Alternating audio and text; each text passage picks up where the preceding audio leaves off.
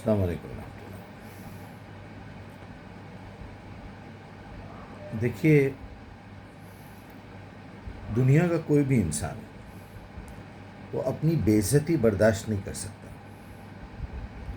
انسان اسی سے ملتا ہے، وہی لوگوں میں بیٹھتا ہے جہاں اس کی کچھ عزت ہو، لوگ اس سے محبت سے پیش آئیں۔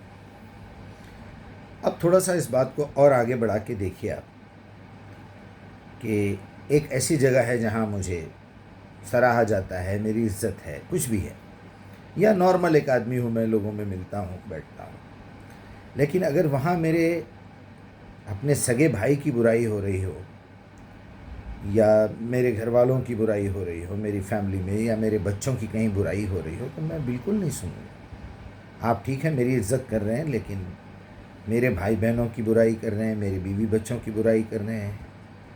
اس سے اوپر اٹھ کے دیکھیں گے تو والدین کی اگر کوئی برائی کر رہا ہو تو میں قطعاً برداشت نہیں کروں گا۔ اپنی بے عزتی برداشت کر سکتا ہوں، لیکن اگر میرے والد کو کوئی کچھ کہہ دے، میری والدہ کو کچھ کہہ دے، تو یہ تو امپاسبل ہے۔ میری بہن پہ کوئی الزام لگ جائے، میری بھابھی پہ کوئی الزام لگ جائے، میرے بچوں پہ کوئی الزام لگ جائے، والدین کا معاملہ تو ٹاپسٹ پلیس پہ ہے۔ اس سے اوپر اٹھ کے اور ذرا سا آپ سوچے کہ ایسی اور کون سی بات ہے کہ انسان کسی کا قتل کر دینے پہ یا اپنی جان دینے پہ تل جاتا ہے؟ وہ بے عزتی ہے بزرگان دین کی، صحابہ اکرام کی۔ اب ایسے اوپر جائیے آپ، اور ٹاپ لیول پہ جائیں گے آپ، تو محمد الرسول اللہ کی اگر کہیں توہین ہو رہی تو آپ تھوڑا سا اندازہ کر کے مجھے بتائیے، کیا آپ برداشت کریں گے؟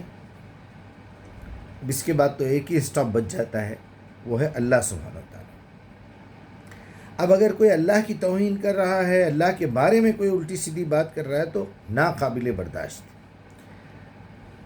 اب سوال یہاں پر یہ پیدا ہوتا ہے کہ آپ کو کیسے پتہ چلے گا کہ کوئی ایسا شاطر خبیث قسم کا آدمی اللہ کی یا اللہ کے رسول کی، صحابہ اکرام کی، اہل بیت کی شان میں گستاخی کر رہا ہو اور آپ کو پتہ بھی نہ چلے؟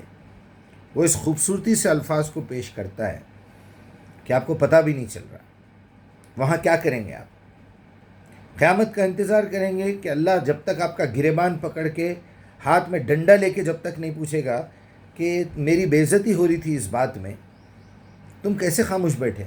تو ہمارے پاس ایک ہی جواب ہے، ہم تو جانتے ہی نہیں تھے کہ تیری بے عزتی ہو رہی ہے۔ تو کیوں نہیں جانتے تھے؟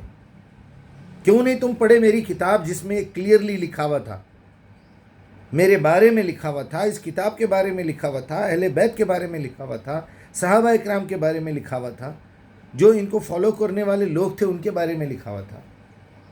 کیوں نہیں پڑھے؟ تو مومنین کے بارے میں آپ سورہ احزاب پڑھ لیجئے۔ جو لوگ وہیں 50 سے لے کے 60 تک اللہ کے رسول کو یا پھر مومنین کو تکلیف دیتے ہیں، سخت عذاب کے مستحق ہیں یہ لوگ۔ تو آج وہ لوگ تو دنیا میں نہیں ہیں، نہ اللہ کے رسول ہے، نہ اہل بیت میں سے کوئی ہے، نہ بزرگان دین میں سے کوئی ہے، نہ صحابہ ہے، نہ ائمہ ہے۔ کوئی اگر گستاخی کرے تو آپ کیسے برداشت کریں گے؟ سوال تو یہاں پر یہ آ رہا ہے کہ ہم لوگ اتنے نالائق ہیں کہ ہم کو پتہ ہی نہیں ہے سامنے والا ہماری بے عزتی کر رہا ہے۔ میں اس کی ایک چھوٹی سی مثال دے کے اپنی بات ختم کروں گا۔ اگر میرے والد یا آپ کے والد یا والدہ کے بارے میں اگر کوئی یہ کہے، کبھی وہ لوگ حج پہ نہیں گئے، مثال کے طور پر میرے والد حج پہ نہیں گئے، اگر کوئی یہ کہے کہ بھائی وہ فلاں صاحب مجیب الرحمن صاحب کے والد سعید الرحمن صاحب جو ہے وہ 51 حج کرے اور تقریباً 100 عمرے کرے، سعودی عرب تو ان کا آنا جانا گھر انگن تھا، کیا خیال ہے آپ کا؟ کیا بولنا چاہ رہا ہے وہ آدمی؟ میرے والد کے بارے میں کوئی بری بات نہیں کر رہا ہے، حج پہ گئے تھے، 51 حج کرے اور 100 سے زیادہ عمرے کرے، یہ کہہ رہا ہے۔ کیا مطلب ہے بھائی؟ کیا بولنا چاہ رہے تم؟ مجھے تکلیف ہوگی، میں خوش نہیں ہوں گا وہاں۔ اگر میں خوش ہو رہا ہوں تو جاہل ہوں میں۔ میرے والد کے بارے میں یہ جھوٹی تعریف کر رہا ہے تو لازماً اس کے پیچھے کوئی راز ہے۔ وہ یہ ثابت کرنا چاہ رہا ہے کہ یہ صاحب 51 حج تو کرتے رہے لیکن گھر کا حق ادا نہیں کرے، یا وہ یہ بولنا چاہ رہا ہے 51 حج کرے لیکن کبھی دین میں زندگی میں خیر خیرات کا کوئی کام نہیں کرے۔ کوئی الزام لگانا چاہ رہا ہے وہ میرے والد پہ۔ میرے بارے میں کل کی ایک محفل میں ایک صاحب نے کہہ دیا کہ یہ مجیب صاحب جو ہے 2022 میں فلاں یہ کام کرے، حالانکہ وہ 2002 تھا، ان کے منہ سے نکل گیا 2022، اب ہے 25۔ تو میں نے فوراً اس بات کا رد کیا، ان کی بات پوری مکمل ہو گئی۔ اس کے بعد میں نے کہا کہ 2002 تھا وہ سال جب مجھے یہ سرٹیفکیٹ ملا، یہ ایوارڈ ملا، کچھ بھی۔ تو آپ کیسے یہ باور کر سکتے ہیں؟ دیکھیے، ہم الحمدللہ قرآن کو سمجھ کے پڑھتے ہیں، عربی زبان جانتے ہیں، عربوں میں 40 سال لگ بھگ گزر گئے ہیں، ان کے ایک ایک محاورے سے، ان کے ایک ایک لہجے سے، ان کے انداز بیاں سے تک واقف ہے۔